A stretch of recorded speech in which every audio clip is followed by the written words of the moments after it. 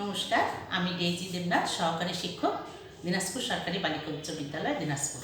দিনাজপুর সরকারি বালিকা উচ্চ বিদ্যালয়ের অনলাইন ক্লাসে সবাইকে স্বাগতম। শিক্ষার্থীরা, তোমরা কেমন আছো? নিশ্চয়ই ভালো আছো, তাই না? তোমাদের যদি শুনতে অসুবিধা হয় তাহলে তোমরা প্রয়োজনে হেডফোন ব্যবহার করতে পারো। আজকে আমি তোমাদেরকে পড়াবো অষ্টম শ্রেণীর বিজ্ঞান বিষয় দ্বিতীয় অধ্যায় থেকে। ঠিক আছে? আমরা তো পড়তেছিলাম, তাহলে শিরোনামটা একটু দেখে নিই। শিরোনাম কি ছিল আমাদের? জীবের বৃদ্ধি ও বংশগতি, তাই না? আমরা গতদিন কি পড়ছিলাম? গতদিন পড়ছিলাম অ্যামাইটোসিস, মাইটোসিসের ধাপগুলো, তাই না? তো আর মিওসিসের সংজ্ঞাও পড়ছিলাম। তাও আমি আরেকটু বলি, মিওসিস হচ্ছে এমন একটা কোষ বিভাজন পদ্ধতি যেখানে কি হয়, নিউক্লিয়াসের দুইবার বিভাজন হয়, ক্রোমোজোম একবার বিভাজিত হয়, এবং যে 4টি অপত্য কোষ সৃষ্টি হয় তাদের ক্রোমোজোম সংখ্যা মাতৃকোষের অর্ধেক হয়ে যায়। তো এই কোষ বিভাজনটাকে বলা হয় মিওসিস কোষ বিভাজন। কি মনে পড়ছে তো? আচ্ছা, আমরা যে এর আগে অ্যামাটোসিস, মাইটোসিস কোষ বিভাজন দেখছিলাম, তাই না? অ্যামাটোসিস পদ্ধতিতেও বৃদ্ধি হচ্ছে, মাইটোসিস পদ্ধতিতেও বৃদ্ধি হচ্ছে, তাই না? তাহলে মিওসিসটা কেন দরকার বলো তো? আগের দুটো তো বিভাজন আছেই, উন্নত প্রাণীর জন্য, অনুন্নত প্রাণীর জন্য। মিওসিস কোষ বিভাজন কেন দরকার একটু ছবির সাহায্যে আমি তোমাদেরকে বলি। ধরো, আমাদের সবারই দেহে 2 সেট ক্রোমোজোম থাকে। তাহলে টোয়াইজ এন, মায়ের কাছ থেকে এবং বাবার কাছ থেকে টোয়াইজ এন আসলো।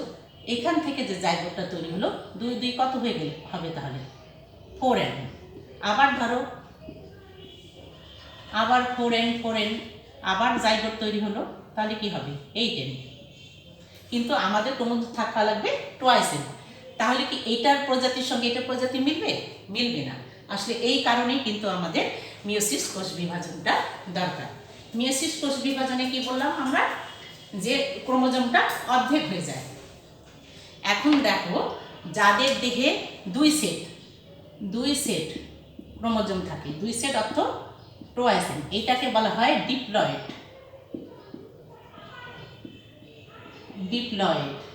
আর যদি এন সংখ্যক থাকে সেটাকে বলা হয় হ্যাপ্লয়েড। ডিপ্লয়েড এবং হ্যাপ্লয়েড। আচ্ছা, এখন মায়ের দেহে আছে টোয়াইস এন, এটা হলো জনন মাতৃকোষ, জনন মাতৃকোষ। বাবার দেহে আছে টোয়াইস এন। মিওসিসের পরে কি হলো? এন সংখ্যক। আচ্ছা, এই দুটার সময় যখন আমাদের জাইগোট হচ্ছে, তাহলে পেলাম আমরা টোয়াইস এন।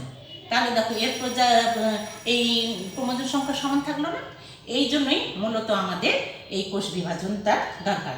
কারণ যদি মিওসিসের ফলে যে গ্যামেট উৎপন্ন হতো, সেটাতে যদি আমরা এরকম করে মিলিত হয়ে যৌনধারণের মাধ্যমে জাইগোট তৈরি হতো, তাহলে কি হতো? আগে দেখলাম না, 4n দ্বিগুণ হয়ে যেত।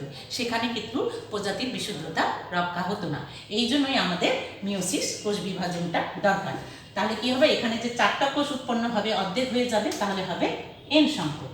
তারপরে 2টা এন যখন মিলিত হবে তখন হবে টোয়াইস এন সংখ্যক। এই জন্যই আমাদের মিওসিস কোষ বিভাজনটা দরকার, যেহেতু এখানে ক্রোমোজোমের সংখ্যা অর্ধেক হয়ে যাচ্ছে। পরবর্তীতে 2টা গ্যামেট মিলিত হয়ে হচ্ছে টোয়াইস এন। এভাবে আমাদের প্রজাতিটির বিশুদ্ধতা আসলে থাকে, টিকে থাকতে পারে। বৈশিষ্ট্যগুলো বংশ পরস্পরায় এক প্রজাতির সন্তানদের মধ্যে এই বৈশিষ্ট্যটা বাহিত হয়। এখন দেখো, তাহলে মিওসিসের বৈশিষ্ট্য কি হবে? মিওসিসের বৈশিষ্ট্য, মিওসিসের বৈশিষ্ট্য কি হবে তাহলে? মিওসিসটা হবে ডিপ্লয়েড মাতৃকোষে এবং হ্যাপ্লয়েড জীবের জাইগোটে। তাহলে কি হবে? ডিপ্লয়েড জীবের জনন মাতৃকোষে এবং হ্যাপ্লয়েড জীবের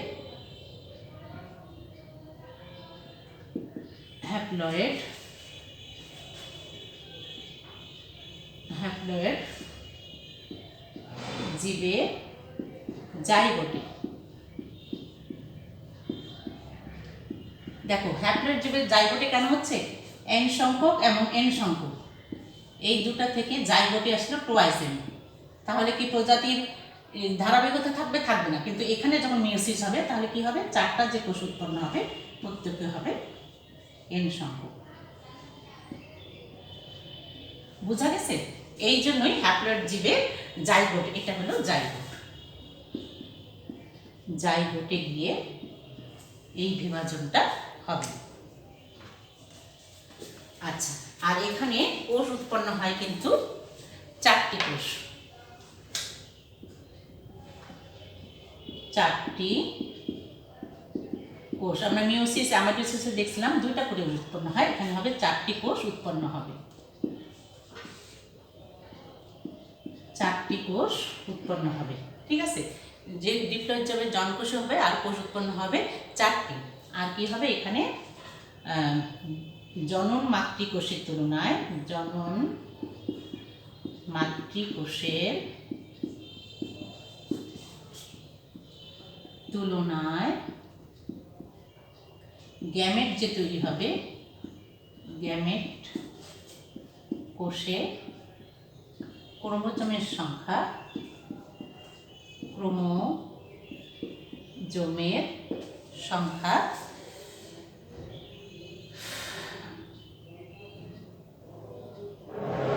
ক্রোমোজোমের সংখ্যা নিউক্লিয়াসের মাতৃকোষের তুলনায় ক্রোমোজোমের সংখ্যা অর্ধেক হবে, অর্ধেক হবে। আর হবে নিউক্লিয়াস, নিউক্লিয়াস 2 বার এবং ক্রোমোজোম, ক্রোমোজোম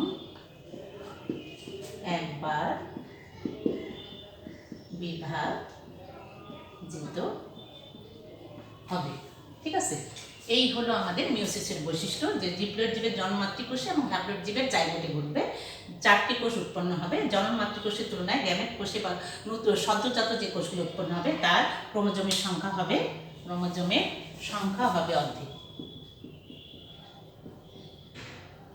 ক্রোমোজোমের সংখ্যাটা অর্ধেক হয়ে যাবে। আর নিউক্লিয়াস 2 বার আর ক্রোমোজোম 1 বার বিভাজিত হবে। এটা হলো আমাদের মিওসিসের বৈশিষ্ট্য। এখন আমরা দেখব মিওসিস কোথায় ঘটে। আমরা তো জানি দেহকোষে কি ঘটে, মাইটোসিস, তাই না? তাহলে মিওসিসটা কোথায় ঘটবে?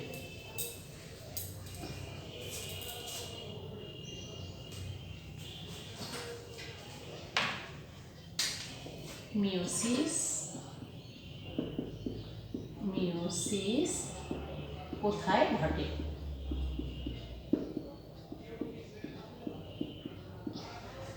মিওসিস ঘটবে জনন মাতৃকোষে, জনন মাতৃকোষে। হ্যাঁ, জনন মাতৃকোষে মিওসিসটা ঘটবে। আর উদ্ভিদের ক্ষেত্রে ঘটবে পরাগধানীতে, পরাগধানীতে ঘটবে। আর উন্নত শ্রেণীর প্রাণীর ক্ষেত্রে শুক্রাশয়, শুক্রাশয় ও ডিম্বাশয়ে ঘটবে, ডিম্বাশয়। তাহলে কোথায় কোথায় ঘটতেছে? যে কোনো কোষের জনন মাতৃকোষ, মিওসিস কোষ বা জীবের জনন মাতৃকোষে গ্যামেট সৃষ্টির সময় তৈরি হবে। উদ্ভিদের ক্ষেত্রে পরাগধানীতে ঘটবে। আর উন্নত প্রাণীদের ক্ষেত্রে শুক্রাশয়, ডিম্বাশয়তে, অর্থাৎ শুক্রাণু এবং ডিম্বাণু তৈরি করার জন্য এই মিওসিস কোষ বিভাজনটা ঘটে থাকবে। আচ্ছা, এখন আমরা দেখব মিওসিস কোষ বিভাজনটা কীভাবে হচ্ছে আসলে। মিওসিস কোষ বিভাজন, মিওসিস কোষ বিভাজনটা 2টা পর্যায়ে ঘটে। একটা হলো মিওসিস 1 আর একটা হলো মিওসিস 2। মিওসিস 1-এ কি ঘটে? মিওসিস 1-এ ঘটে ক্রোমোজোমগুলো অর্ধেক হয়ে যায়। একটা কোষ থেকে 2টা কোষ তৈরি হবে এবং প্রত্যেকটি ক্রোমোজোমের সংখ্যাগুলো থাকবে অর্ধেক। পরে যে মিওসিস 2, সেটাতে কি হবে, এখানে এবং পুরোপুরি মাইটোসিসের মতোই ঘটবে। মাইটোসিসে যেমন প্রোফেজ, অ্যানাফেজ, টেলোফেজ, মেটাফেজ সবগুলো ঘটনা এখানে ঘটবে। তাহলে আমরা একটু চিত্রের সাহায্যে দেখি। মিওসিস কোষ বিভাজন, ধরো এটা আমাদের জনন মাতৃকোষ, ক্রোমোজোমগুলো যেহেতু জোড়ায় জোড়ায় থাকে, তাহলে আমি আঁকলাম 2 জোড়া ক্রোমোজোম, 2 জোড়া ক্রোমোজোম থাকলো। এখান থেকে মিওসিস 1, এটা হলো জনন মাতৃকোষ, জনন মাতৃকোষ, মিওসিস এক। এইখানে কি ঘটবে?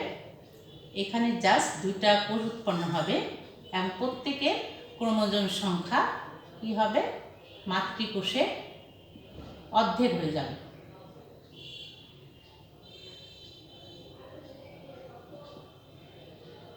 মাতৃকোষে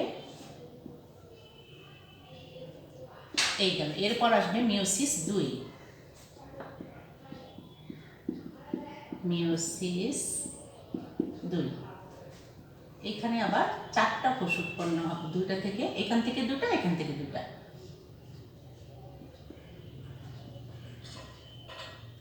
এখানে এটা যদি মাতৃকোষ ধরি, ক্রোমোজোম সংখ্যা কিন্তু সমানই থাকবে, এখানেও দুইটা, এখানেও দুইটা।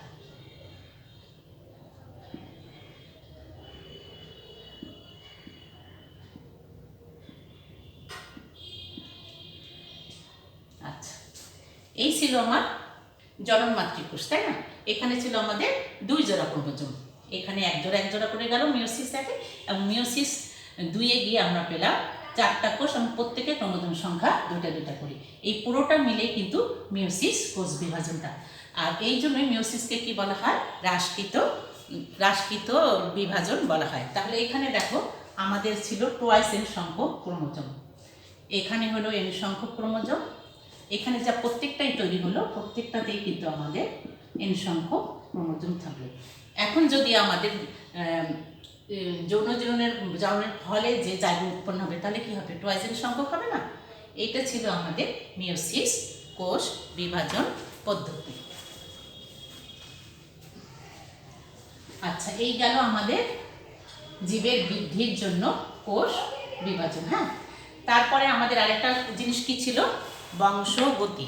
এখন আমরা দেখব বংশগতি নির্ধারণে ক্রোমোজোম ডিএনএ এবং আরএনএ ভূমিকা। বংশগতি নির্ধারণে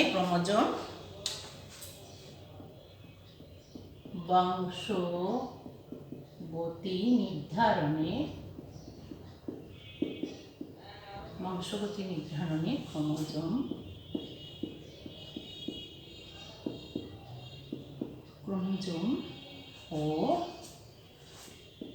ডিএনএ আরএনএ এর ভূমিকা।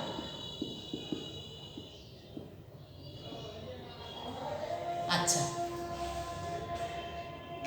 আমরা দেখি না, বাবা মার মতো ছেলেমেয়েরা হয়, আমি দেখতে আমার বাবার মতো, তুমি দেখতে তোমার মায়ের মতো, তাই না? তাহলে কি হচ্ছে? বাবা মায়ের বৈশিষ্ট্যগুলা আমরা যে সন্তান সন্ততি, এদের মধ্যে কি হচ্ছে? চলে আসতেছে না? তো বাবা মার যে বৈশিষ্ট্যগুলা সন্তান সন্ততির মধ্যে চলে আসে, সেটাকে বলা হচ্ছে বংশগতি। যে প্রক্রিয়ায় বাবা মার বৈশিষ্ট্যগুলো সন্তানের মধ্যে চলে আসতেছে, সঞ্চালিত হচ্ছে, সেটা হচ্ছে বংশগতি। আবার কিছু কিছু বৈশিষ্ট্য সরাসরি বাবা মায়ের মতো সন্তানের মধ্যে পাওয়া যায় না, সেটাকে বলা হয় বংশগত বৈশিষ্ট্য। সেটাকে বলা হয় বংশগত বৈশিষ্ট্য। ঠিক আছে?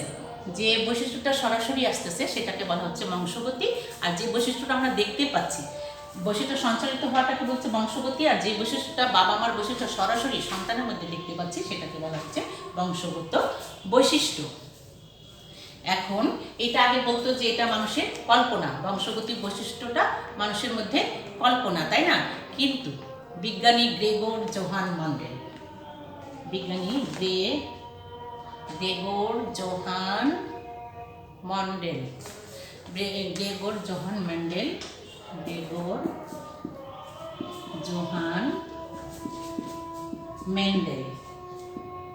হ্যাঁ, বিজ্ঞানী গ্রেগর জোহান মেন্ডেল, এটা হলো 1822 থেকে 1884 সাল পর্যন্ত। ইনি সর্বপ্রথম এই বংশগতি নিয়ে ব্যাখ্যা দেন। ঠিক আছে? পরবর্তীতে যাই ব্যাখ্যা আসুক না কেন, এই গ্রেগর জোহান মেন্ডেলের যে সূত্রগুলো আছে, বড় হলে তোমরা পড়বা, তার উপর ভিত্তি করেই কিন্তু এটা প্রতিষ্ঠিত। এই জন্য গ্রেগর জোহান মন্ডেলকে বলা হয় বংশগতির জনক। বংশগতির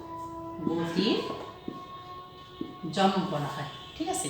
তো গ্রেগর জোহান ম্যান্ডেলই হলো প্রথম এটা বৈজ্ঞানিক উপায়ে ব্যাখ্যা দেন যে সন্তান সন্ততির মাধ্যমে কিভাবে এই বৈশিষ্ট্যগুলো চলে আসে। আচ্ছা, এরপর আমরা মাইটোসিস কোষ বিভাজনের যে আমরা দেখছিলাম কি প্রোফেজ দশায়, তাই না? ক্রোমোজোম দেখছিলাম না, মনে আছে? পাক খুলতে আসছে। তাহলে মাইটোসিস যে নিউক্লিয়াসের ভিতরে যে সূত্রাকার, নির্দিষ্ট পরিমাণ সূত্রাকার আমরা অংশ দেখছিলাম, সেটাকে বলা হচ্ছে আসলে ক্রোমোজোম। এই ক্রোমোজোমগুলো কি ছিল? ক্রোমোজোমের দুই পাশে দুইটা ক্রোমাটিড ছিল, মাঝখানে ছিল সেন্ট্রোমিয়ার। এইভাবে এইটা হলো সেন্ট্রোমিয়ার, আর এই পাশে দুইটা বাহু। এই ক্রোমাটিডগুলো যে জায়গায় সংযোগ আছে এটাকে বলা হচ্ছে সেন্ট্রোমিয়ার।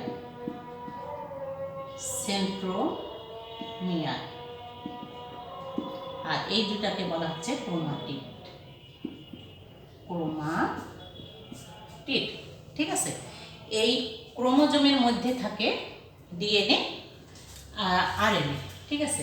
ডিএনএ হলো ডিঅক্সি রাইবো নিউক্লিক অ্যাসিড।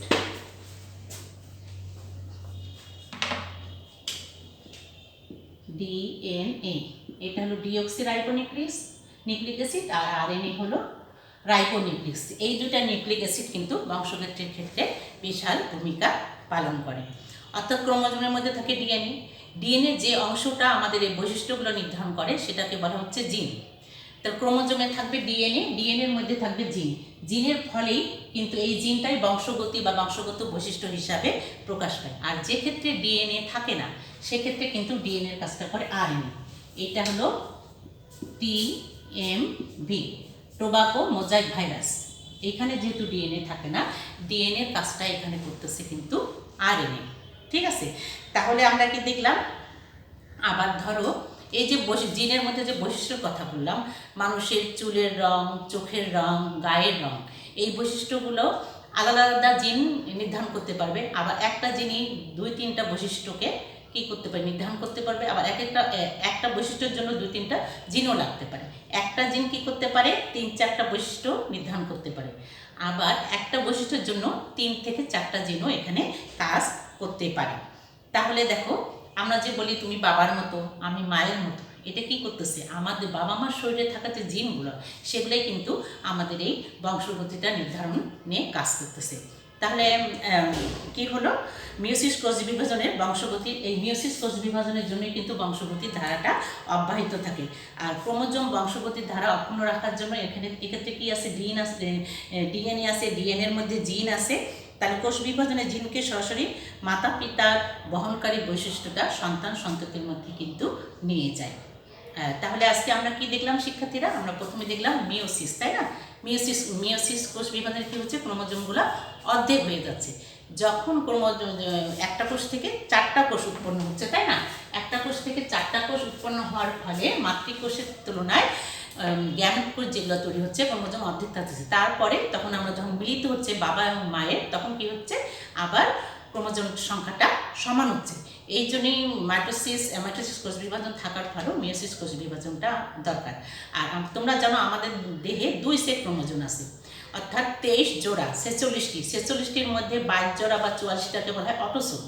এটা কিন্তু দৈহিক বৃদ্ধি নির্ধারণ করে। আর 1 জোড়া যে ক্রোমোজোম থাকলো সেটা কিন্তু এই ক্ষেত্রে জনন মাতৃকোষের ক্ষেত্রে এটা সেক্স ক্রোমোজোম বলা হয়। এটা কিন্তু এই বৈশিষ্ট্যগুলোর ক্ষেত্রে ছেলে বা মেয়ে হবে, এটা বৈশিষ্ট্য নির্ণয়ের ক্ষেত্রে ব্যবহৃত হয়।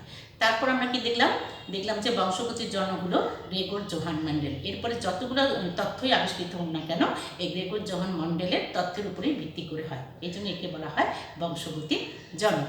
আর কি দেখলাম? ক্রোমোজোম দেখলাম। ক্রোমোজোমের মধ্যে ডিএনএ আছে, আরএনএ আছে, ডিএনএর মধ্যে জিন আছে, যে জিনগুলো এই বৈশিষ্ট্যগুলো বংশ পরস্পরায় সন্তান সন্ততির মধ্যে নিয়ে যায়, তাই না? আর যেখানে ডিএনএ কাজ করে, যেমন টিএমভি বা তামাকে মোজাইক ভাইরাস দেখলাম, সেক্ষেত্রে কী কাজ করে? সেক্ষেত্রে কাজ করে হলো আরএনএ। তো মিওসিস কোষ বিভাজনের ফলেই কিন্তু বাবা মার বৈশিষ্ট্যগুলো সন্তান সন্ততির মধ্যে যাচ্ছে। এভাবেই প্রজাতির বৈশিষ্ট্যটা অক্ষুণ্ণ থাকতেছে। তো শিক্ষার্থীরা, আজকে এই পর্যন্তই। তোমাদেরকে ধন্যবাদ জানিয়ে আজকের মতো শেষ করতেছি। ধন্যবাদ।